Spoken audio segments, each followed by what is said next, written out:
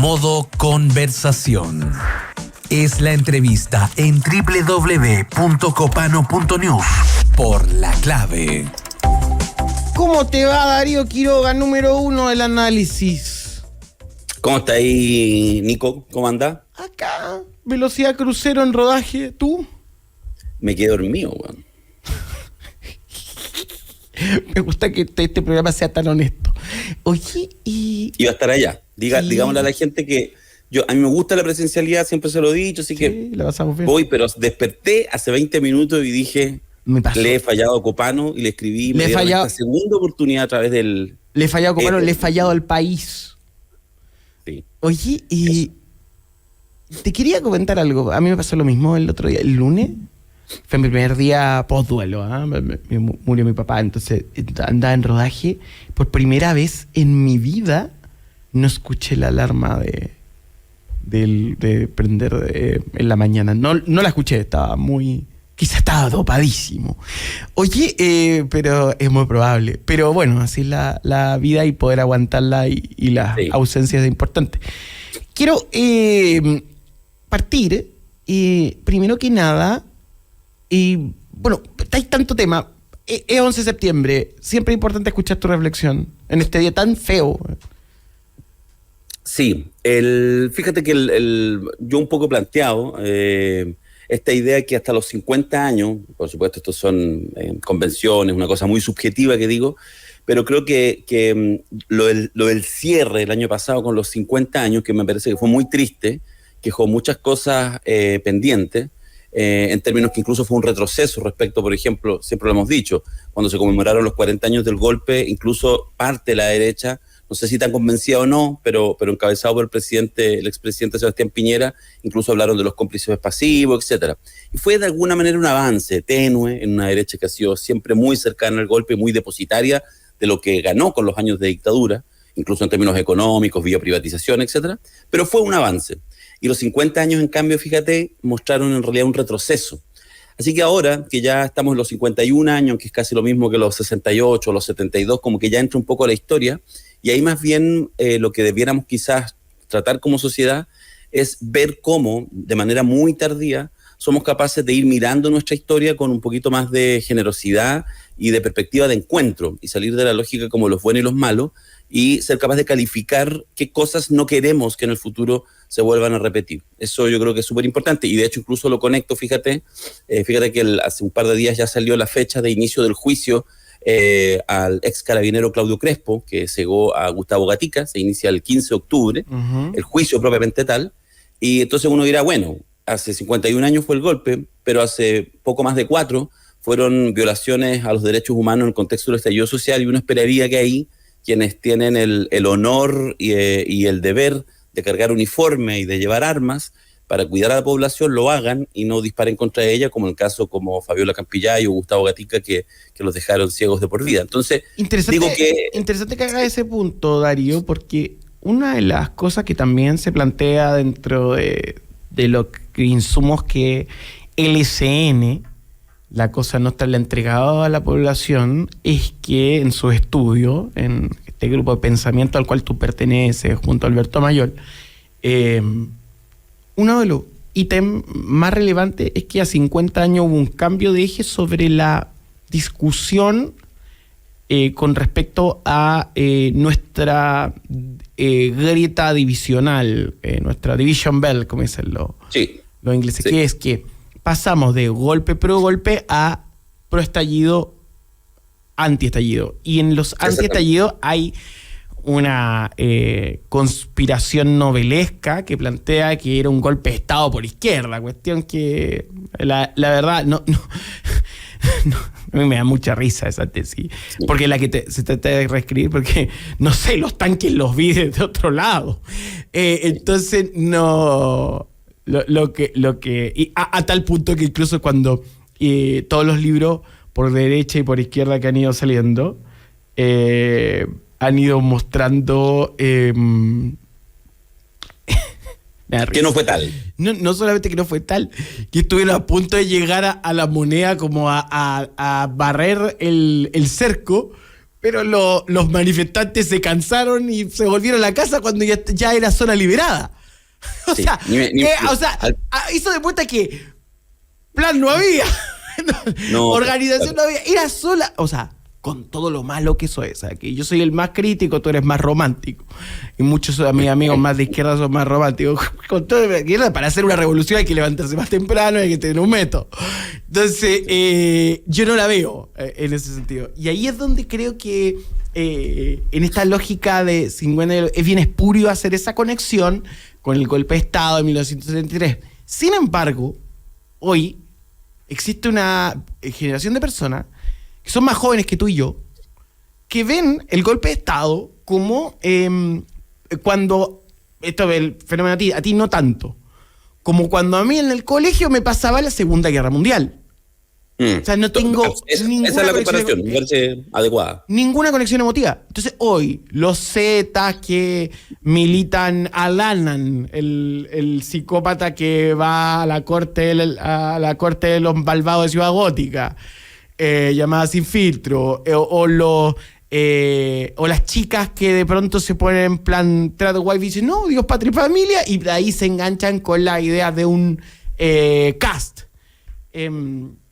Creo que no ven, y esto también es culpa de que no se haya liberado en su momento los informes, porque fue conservador. Ahora, se entiende por lo fuerte que era en ese instante de transición abordar la verdad, que es que acá se torturó, se mutiló, a las mujeres se le insertaron ratones en la vagina, y decirlo es terrible, pero es la realidad. Eso hicieron los militares. Entonces, y esa conexión no está porque fue, digamos, entre sepultada y acuerdo de sepultarlo, porque también es doloroso, es revictimizante y es terrible. Pero sin esa realidad, sin esa verdad, sin lo concreto que es el relato, yo soy partidario de tachar los nombres y liberar todo. No es que no haya justicia, no hay valor de justicia incluso. Porque pasa a ser como, bueno, parece que se pelearon. Para algunos que no son directamente víctimas, y para otros me silenciaron. No sé si coincide con eso o quieres discutirlo. Mira, déjame decir dos perspectivas respecto a eso. Respecto al tema estamos en 11 de septiembre, vale, ¿cierto? Siempre la pena la conversación y mirar como en contexto. Y mirar en realidad lo que fue el golpe de Estado, porque uno a veces se queda un poco lo que tú señalas, en los temas como más críticos. Pero en realidad hay toda una historia subyugada de tono menor, que no tuvo que ver quizás con muertes, que no tuvo que ver específicamente así con grandes tiempos de prisión, de tortura. Pero estoy hablando de miedo, estoy hablando de su encuentro. Mira, te cuento una historia así rápida, en 60 segundos, personal. Por ejemplo, mi padre, Patricio, tenía para el golpe 23 años, tuvo que salir al exilio. Yo por eso, de hecho, nací en marzo del 74, no en Chile, sino que en Honduras, que fue el lugar donde se pudo asilar mi padre y lo siguió mi madre embarazada. Bueno, mi padre eran 4 hermanos, hombres todos, de entre 18 y 30 años. Y de esos 4, 3... uno queda en prisión política, después sale expulsado y los otros 2 tienen que salir al exilio. El año 76, 3 años después del golpe, mi abuelo, a quien no conocí, fallece. Muere el año 76. De sus 3 hijos, o de sus 4 hijos, quiero decir, 3 estaban en el exilio y no pudieron venir al funeral de su padre. Entonces tú decís, ok, no fue torturado, estuvo 10 años en el exilio mi padre. No tuvo derecho por el exilio, insisto, es una víctima ultra secundaria, pero así ultra secundaria. No pudo ir al funeral de su padre. 3 de sus hijos no pudieron estar en el funeral de su padre. En tiempos jamás sin videollamadas, sin celulares, sin internet. Pudo recién conocer 7, 8 años después la tumba de su padre. Entonces, cuando tú ves esa dimensión, cuando ves la gente que se quedó acá, que perdió su trabajo, que estuvo con miedo, que tuvo que trabajar en cosas indignas como el PEM y el POG, hay toda una dimensión que efectivamente está fuera. Y esa dimensión es la que me parece que hay que mirar, no en la lógica, ya a esta altura del partido lo quiero decir, y aquí probablemente también mucha gente más de izquierda pueda tener una desafección conmigo. A mí particularmente, ya un hombre de izquierda como yo, de 50 años, fíjate que ya no, a mí no me interesa particularmente la mirada solo del pasado, cosa que tiene que hacerse igual, justicia se sigue aplicando, los culpables de Víctor Jara recién fueron declarados culpables, digamos, condenados hace un año atrás. Pero lo que quiero decir es cuál es el aprendizaje que hacemos para el futuro. Tú mencionabas algunos espacios que básicamente lo que hacen es aprovechar, no es que esté la grieta instalada, como tú decías, es que a algunos les encanta agrandar la grieta cada vez más. Entonces podemos vivir en una sociedad llena de grietas, con burbujas de percepción, donde efectivamente pensemos, incluso, ojo, mira, en tiempos de democracia, que el contrario es un enemigo al cual debo liquidar. Y eso yo creo que es la demostración más palpable de que efectivamente no ha tenido un buen proceso social Chile, incluso más allá de los esfuerzos de la justicia. Y en ese sentido, por supuesto que siempre cuando uno escucha a los especialistas dicen tiene que haber más verdad, tiene que haber más justicia, tiene que haber más reparación, que es la única manera de lograr lo que uno llama la no repetición.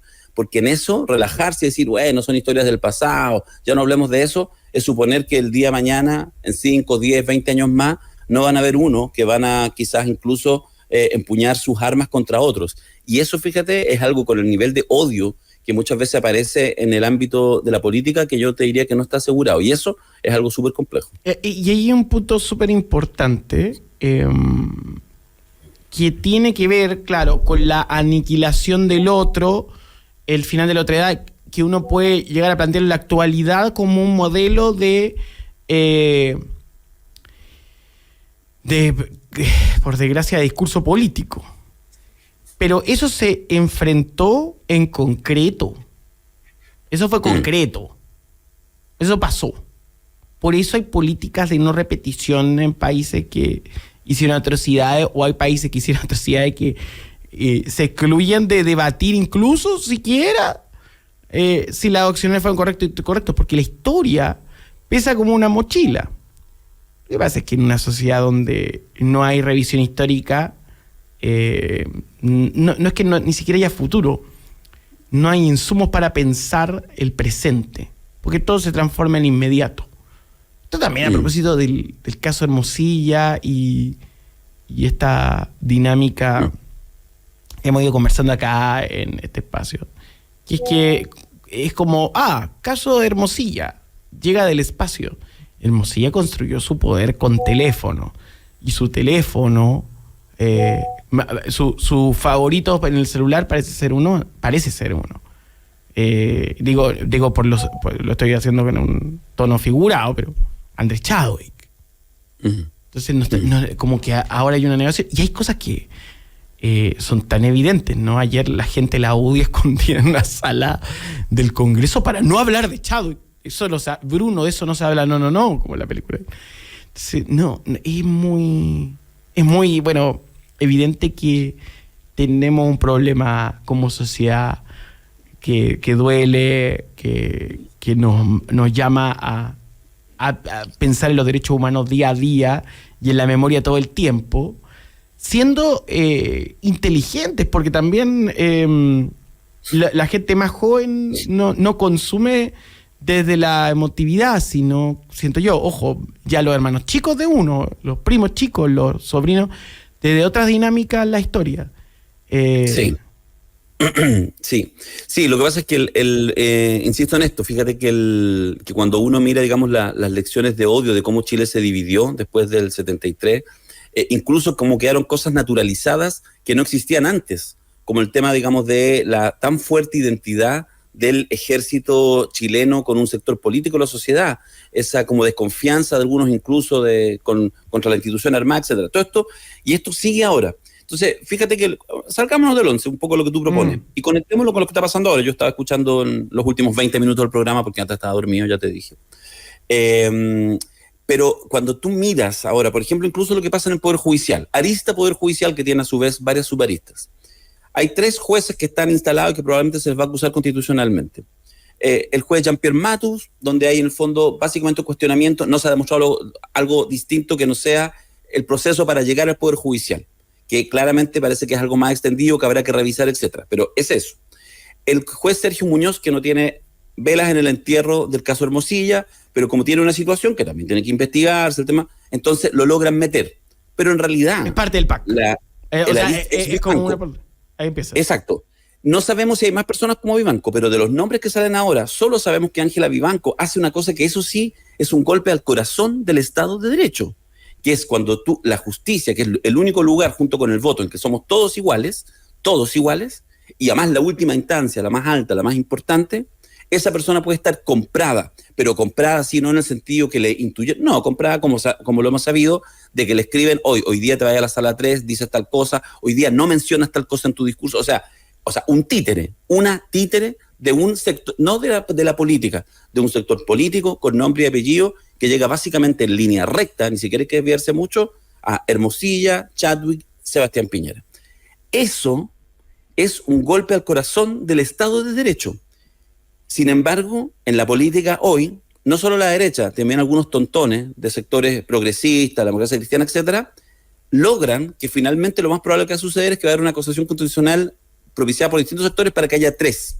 Entonces, finalmente, en este momento en que uno debería decir, oye, aquí hay una pus heavy, trabajémosla, veamos cómo la extirpamos, cómo sacamos, cómo limpiamos, cómo hacemos cambios estructurales, persiguiendo además a quienes cometieron esto, lo empantanamos. Y entonces probablemente en los próximos días vamos a tener a 3 ministros de la Corte Suprema en un proceso de acusación constitucional para que finalmente esto que parece que así como una escandalera termine quedando en nada. No, eso o termine algo más peligroso.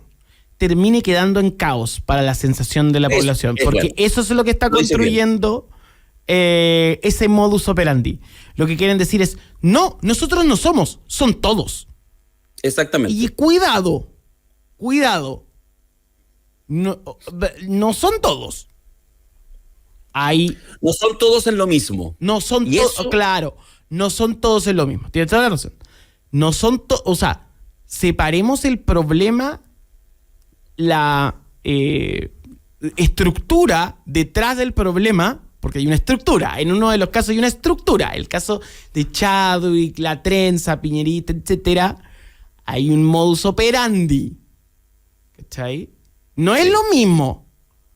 No quiere decir que no sea menos grave, pero hay que partir hay que separarlo. Y lo que se va a hacer, como siempre, es que al final,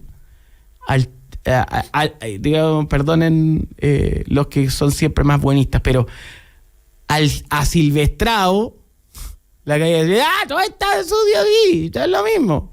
Y no es así. Y el plan es que la Silvestrao diga eso bien fuerte, güey. Sí, claro, correcto. Mira, desde el punto de vista racional, maquiavélico, al único sector, al único partido que le puede interesar que haya en realidad 2, 3, 5, 10 jueces de la Corte Suprema en este minuto en el banquillo de los acusados en el Parlamento, es a la UDI. Es a la UDI para proteger su trenza específica y al piñerismo como ámbito político para que efectivamente lo de Ángela Vivanco se pierda, se diluye. Por eso a mí me cuesta entender, y déjame solamente como ir cerrando con esto, Nico, a mí me cuesta entender que la democracia cristiana, Erika Edo, algunos tontones del PS, del PPD y de otros sectores estén disponibles a esta transaca Raskelly de apoyos cruzados para tener a los 3 jueces en el banquillo. Le están haciendo un flaco favor a poder reponer el Estado de Derecho, porque lo de Ángela Vivanco no tiene parangón conocido en la historia, al menos de la democracia en Chile. 8:58. El señor Darío Quiroga en esta historia viva acá en la mañana de La Clave. Muchas gracias, Darío. Dame 20 segundos. Quiero felicitarte y quiero felicitarlo. Lo estuve viendo el domingo en la transmisión que hicieron desde la Feria del Libro. Muchas gracias. Me encantó el esfuerzo, Nicolás. Creo que ustedes hacen un trabajo espectacular en Copano News, porque además salen del nicho, que es muy difícil, pero son un espacio muy, muy necesario en los medios. Así que yo los felicito, son unos adictos a la información, no es mi caso, y me encanta. Muchas gracias. Sí, es que estuvimos ahí con Turno.live en vivo desde la Feria del Libro y estuvimos invitados, intelectual y todo. Me gustó mucho ver a Garretón al lado de Flores Muga. Hay una línea de tiempo notable. Gracias, Darío. Un abrazo. Un abrazo.